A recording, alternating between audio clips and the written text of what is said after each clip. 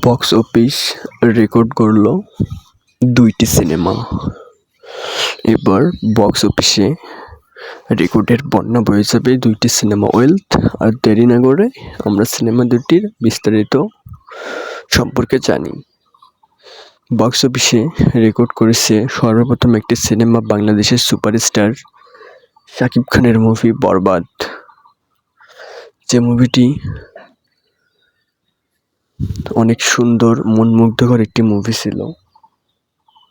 এই মুভিটি নাটকের একজন নির্মাতা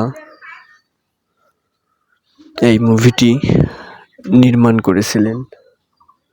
মুভিটি নির্মাণ করে পরিচালক নিজেই বলেছিলেন যে বাংলাদেশের সিনেমায় যতগুলো সিনেমা হয়েছে তার মধ্যে অনেক সুন্দর একটি মুভি হতে যাচ্ছে এই বরবাদ, যা দেখে দর্শকরা অনেক কিছু শিখবে এবং অনেক কিছু জানবে এবং অনেক কিছু বুঝতে পারবে।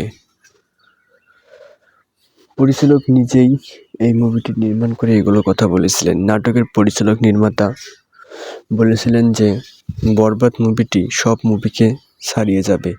যেখানে এর আগে তুফান সিনেমার রেকর্ড ছিল ১৭ কোটি টাকা, যা বেদের মেয়ে জ্যোৎস্নাকে ছাড়িয়ে গিয়েছিল, কিন্তু এবার বরবাদ বেদের মেয়ে জ্যোৎস্না থেকে শুরু করে, তুফান থেকে শুরু করে, প্রিয়তমা থেকে শুরু করে সব রেকর্ড ভেঙে চলে যাবে এই বরবাদ।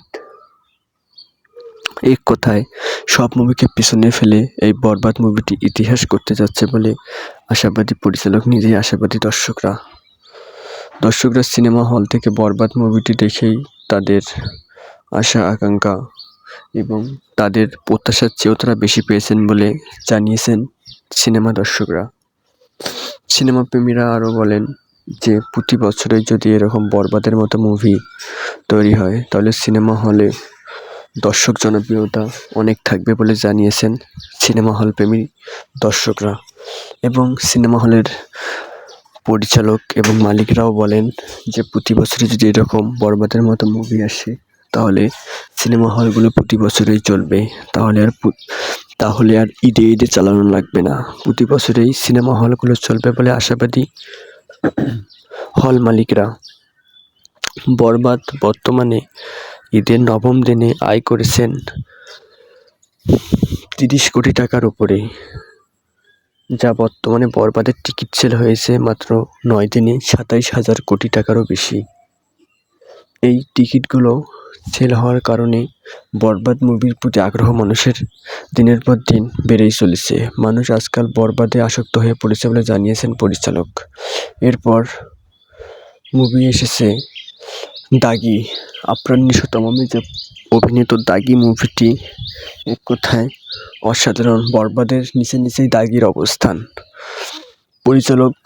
দাগির পরিচালক আশাবাদী যে বরবাদের মতোই হিট হতে চলছে এই দাগি মুভিটি আফরান নিশোর। তবে এখনও সেভাবে বিস্তারিত কোনো কিছুই বলা যাচ্ছে না। তবে সিনেমাগুলো যখন সিনেমা হল থেকে নেমে যাবে তখনই বোঝা যাবে যে দাগির অ্যামাউন্ট বেশি নাকি বরবাদের। যেহেতু বরবাদের ৪০ লক্ষ টাকা খরচ করে সিনেমাটি বানানো হয়েছে, দাগির ১ কোটি টাকা খরচ করে সিনেমাটা বানানো হয়েছে, সেক্ষেত্রে এই বরবাদের অ্যামাউন্টটা আমার মতো একটু অবশ্যই বেশি হবে। আপনাদের মতামত কমেন্ট বক্সে জানাবেন। ধন্যবাদ।